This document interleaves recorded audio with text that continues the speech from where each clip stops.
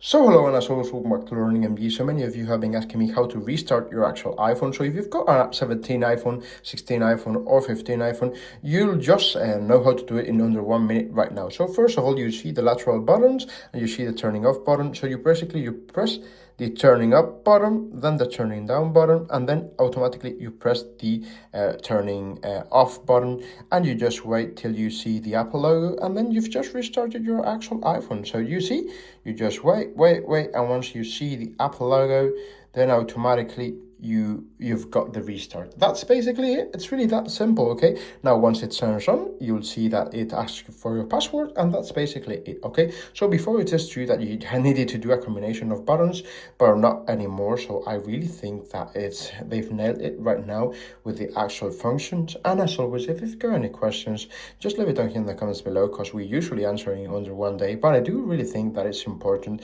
in case you've got bugs or problems or any issues. Sometimes it's solved with just restarting it. Okay, so if you've got any questions, thank you very much for watching.